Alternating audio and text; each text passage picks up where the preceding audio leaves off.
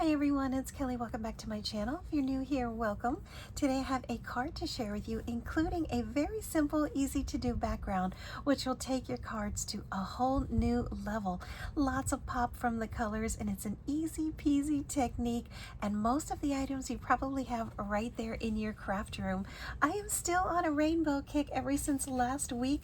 Making these cards here just got me in a rainbow kind of mood, and I think I've made about 7 or 8 different types of cards featuring rainbows, including this one here. So we'll do a quick background and I'll also show you the completed card. I absolutely adore how it turned out. If you follow me on Instagram, and I will link my Instagram channel right here, you can go over and check out this card, but I will also give you a peek at it here as well. And this is my newest little rainbow beauty. Welcome to the family. And I did add on a big dreamer because I'm actually going to be putting this as a graduation card. I'm going to stamp the inside with a beautiful stamp about a graduation message and moving on, and oh, the places that you will go. And I just love how this turned out. So today we're going to do a very simple little background, and then I'll bring that card back out again and show you a couple other more little details.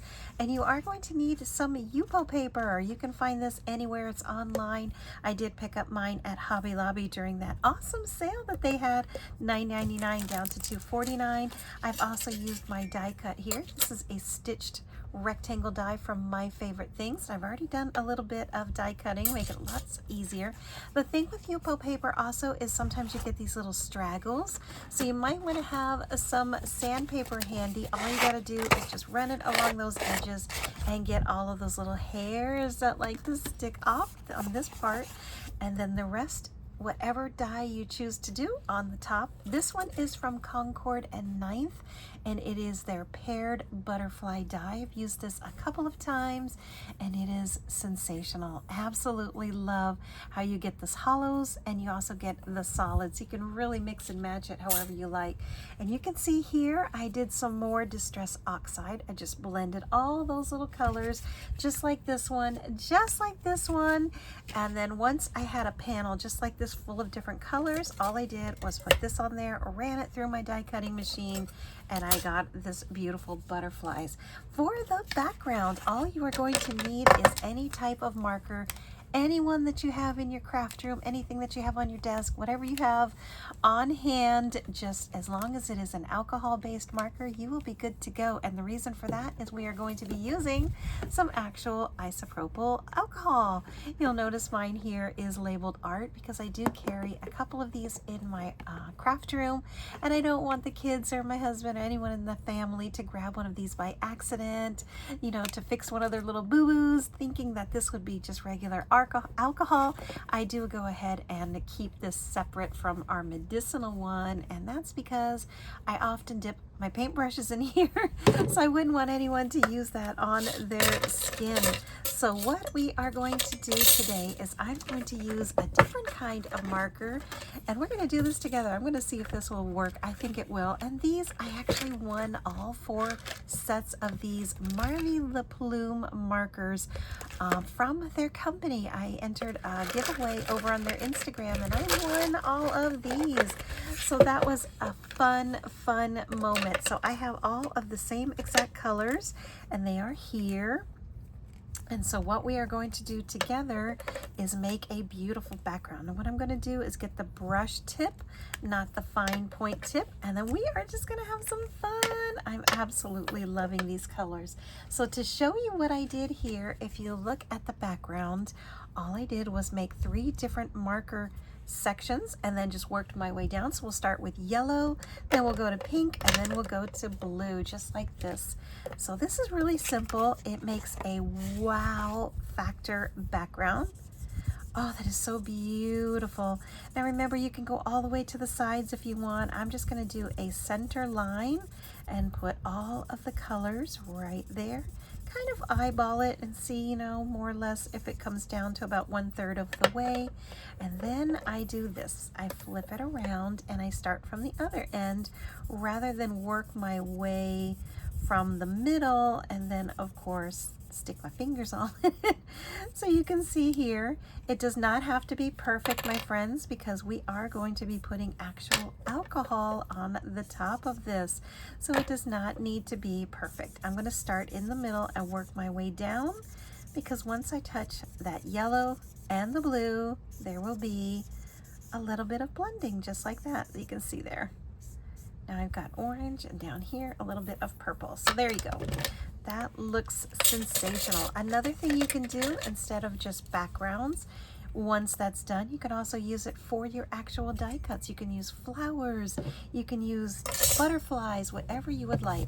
So over here, back again, using our art labeled alcohol, I'm going to use just a quick little brush. Nothing fancy, because you know this tends to get a lot of wear and tear. So you don't want to use your expensive brushes on this. We're just going to drop some alcohol on there and let it do its magic. I start light-handed and then I work my way up, because the alcohol will continue to make those little cells. So if you can see here, they are moving that ink around. So it's just reacting to the alcohol markers with this little alcohol here. And I'm going to try and get all of the little edges where the markers are showing. Oh, hello. Got some cardstock that wants to come to the party. So this is all that you have to do, and it is so easy, my friends, and that's all you do. Because this is isopropyl alcohol, it dries very, very quickly. And one of the things that I love so much about this technique is you always have a different look. You never get the same look twice. If you want to do it, I like to let this dry organically and let it do its magic by itself. But if you want, you can take your brush and you can just smear it around. You can even take your fingers if you want to do that. And what it does is gives you your own design, so you can manipulate it however you would like for it to look. And that is all that you do, my friends.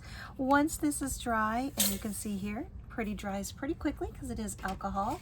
You can choose any background that you like, any cardstock that you have on hand, and just pop it right down on there. Put your image, your sentiment right on the top. So that's what I did for this one, and it is absolutely one of the easiest backgrounds that you can make, and it just gives it such drama, such character, makes it so, so, so beautiful. And let's see if I happen to have any little die cuts already made. I don't think so. I keep them in my little bin here. Like, let's just say I wanted to use that flower right there, ready to go. And here's a little girl with her little 4-leaf clover. So that is all you have to do, my friends. And add on any kind of little decoration that you would like, any stamped image that you've already cut that is ready to go. And you know, here's a little kitty cat. Isn't that cute? So that's all you have. Oh, he's cute. Look at this little ghosty. I love that. That'd be fun for Halloween, especially if you do like some purples, black and orange. That would be really, really fun. So again, that makes an awesome background to a card. You can also die cut this out. It could be the focal point of your die cutting. And that is it, my friends. And I absolutely love this technique, and I am so obsessed with this card. Again, I will be putting this in the mail as a graduation card. Big Dreams. This says Big Dreamer. And that's going to be it for this one, my friends. If I didn't mention it, this is from the Distress Oxides, which of course are these here. They're still on my desk from all of that Rainbow Week that I decided to just make a bunch of cards, just have fun with it, doing a bunch of different designs, and each one came out different, unique, and just really one of a kind. It's gonna be a lot of fun putting all of this rainbow goodness in the mail. All right, my friends, that is it for the super easy technique. Thanks so much for hanging out with me today. Grab your alcohol, your paintbrushes, your markers, and see what you can do. That's gonna be it, my friends. Thanks so much for joining me. As always, if you like my content, please consider hitting that like button, subscribe with your notifications on, leave me a comment, helps me find your channel, and I will see you very soon on my next video. Thanks for watching. Bye-bye.